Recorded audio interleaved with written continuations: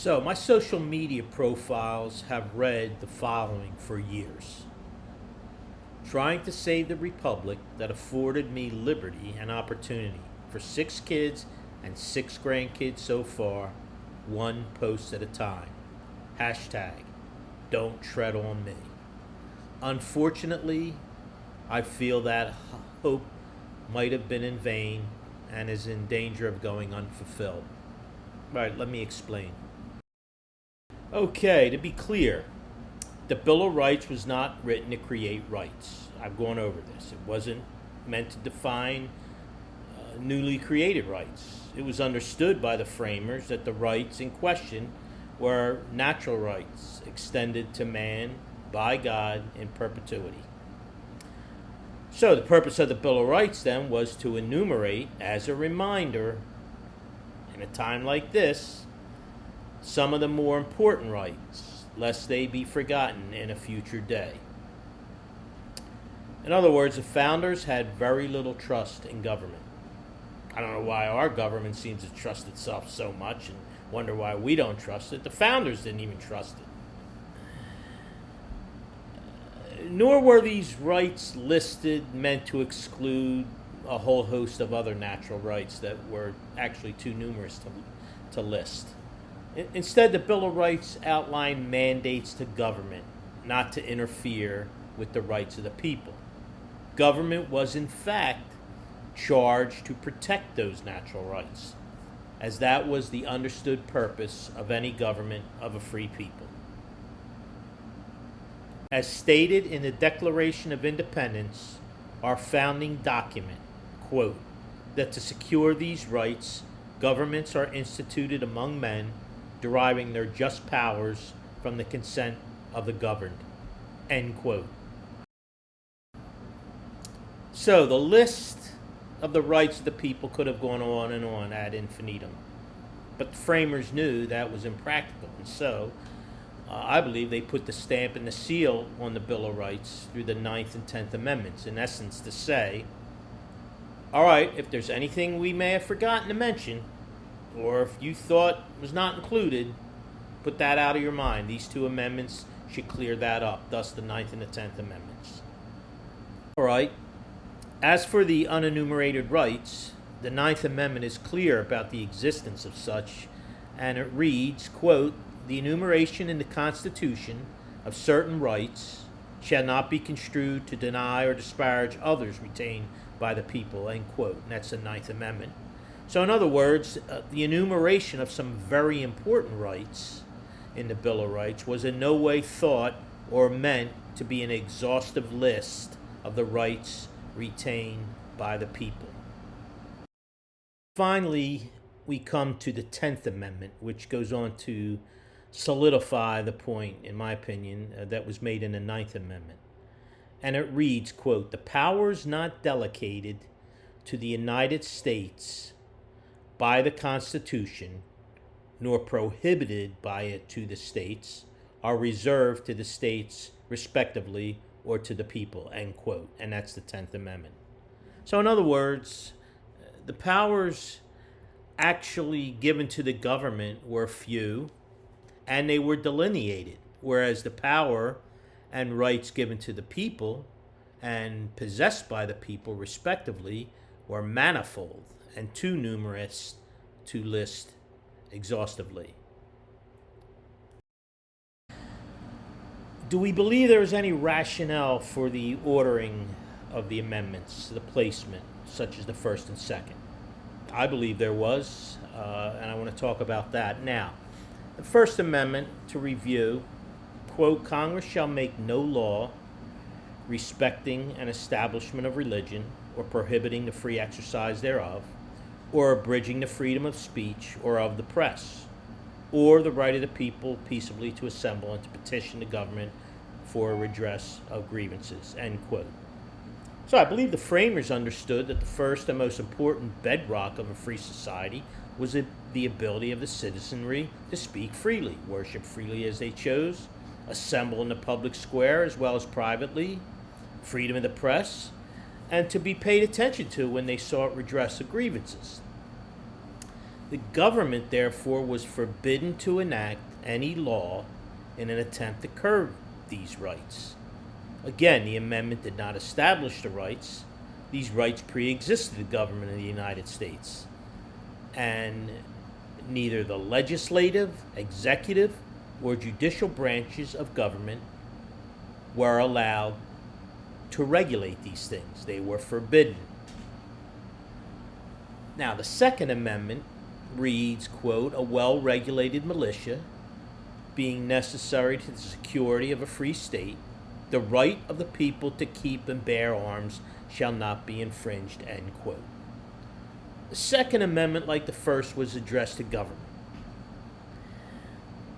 The government was forbidden from any type of infringement of the people's right to be armed. The framers especially understood, having just fought a war with a world power that attempted to regulate their access to weaponry, that there was a tendency for government to grow, regulate, and thus become tyrannical. And they thus enumerated for posterity, like us, we need to hear this, the understanding that the right to keep and bear arms was sacrosanct. I don't know what our current Congress doesn't understand about that. And these rights were not to be infringed upon in any way. Again, they're necessary for the ability of a free people to remain free. All right, so what happened? How did we get where we are today, where free speech has become the pretext to cast people under suspicion of all kinds of evil, and the constant harping about the confiscation of legal weapons from lawful citizens, while our streets in these cities with the strictest gun control in the nation are filled with thugs shooting men, women, and little children daily with virtual impunity? Well, I challenge you. Go ask almost any individual under 30, except probably naturalized immigrants or naturalized citizens immigrants.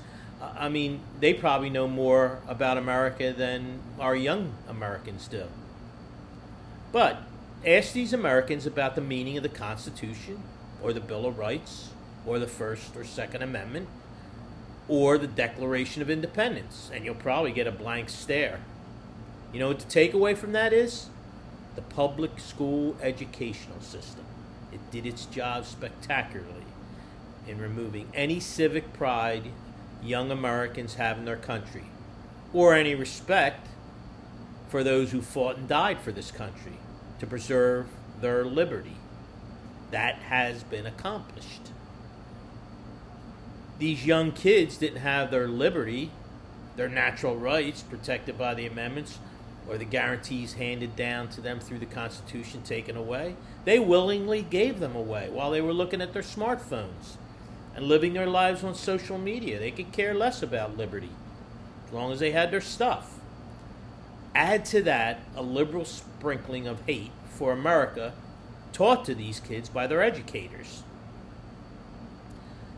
The youth of today are more often concerned about creating offense over diversity or sexual preferences or whatever than they are worried about losing their liberties or having their liberties encroached upon. Liberties that were gained through the blood, sweat, and tears of our forefathers. Fact is, you can't defend ideas or ideals if you don't know the words. If you don't know the tune, you can't sing the song of liberty.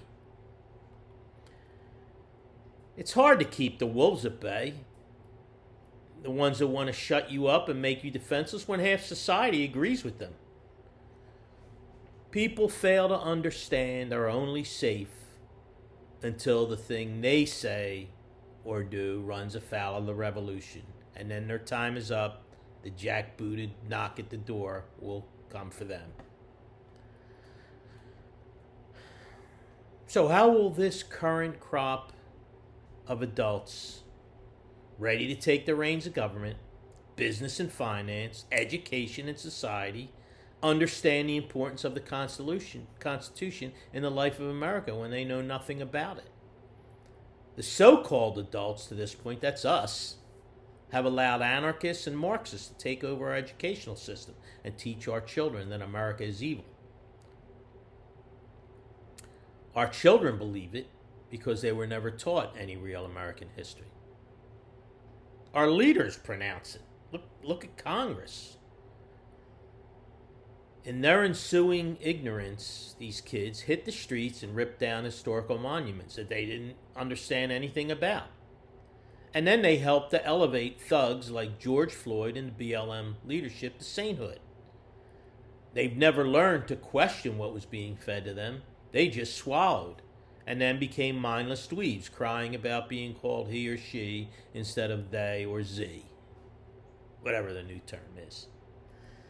Now, locally, in a cavalier display of what's wrong with our elected officials, when New Jersey's Governor Phil Murphy was asked if he thought the COVID mandates that he enacted through executive order, not through legislation, violated the rights of the people of New Jersey, he flippantly replied, "I didn't give it much thought."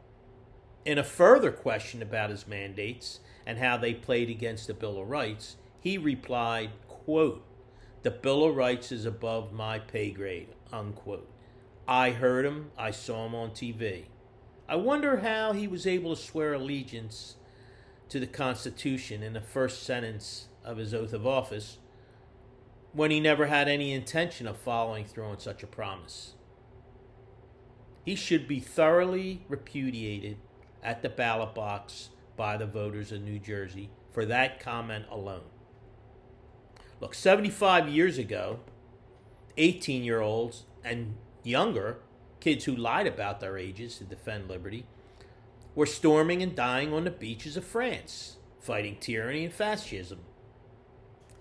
Today, our youth celebrate fascism in the streets by rioting, destroying private property, participate in the despotism that is cancel culture, and huddle in safe places when a stray word offends them. A garage door pulled down was mistaken for a noose by some poor idiot, and it sent the NASCAR community into a tizzy, requiring an investigation by 10 FBI agents. Meanwhile, a decorated black law enforcement retiree is shot point blank in the street by so-called anti-fascist rioters while he was trying to help his friend guard his business establishment. Nobody batted an eye. Instead, these savants endlessly repeat the mantra of a thug in a drug-induced health crisis, spewing, "I can't breathe." I'm sorry what happened to George Floyd, but maybe he should have, let up on the fentanyl, because that's why he couldn't breathe. You can't exercise your natural God-given rights as defined by the Constitution if you don't know anything about the rights and think those who do talk about them and want to exercise them are troublemakers. Sadly, many of our founders would not find a very warm welcome in 21st century America. I've actually watched and listened as people, both private citizens and elected officials who really should know better, when questioned as to whether they thought there should be more censorship, limits on free speech, answered in a positive, with no shame. Let me close with a few quotes here. This from the Anti-Federalist number 15 paper. Quote, "We should all impress with great care this truth on our minds, that it is very easy to change a free government into an arbitrary one, but that it is very difficult to convert tyranny into freedom," end quote. Our second president, John Adams, wrote the following, quote, "Cities may be rebuilt, and a people reduced to poverty may acquire fresh property. But a constitution of government, once changed from freedom, can never be restored. Liberty once lost is lost forever.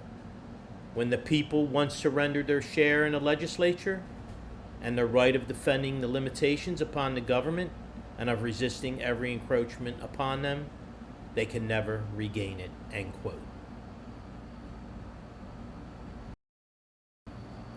In conclusion, I put it this way: liberty once surrendered is seldom, if ever, regained. Thanks for listening.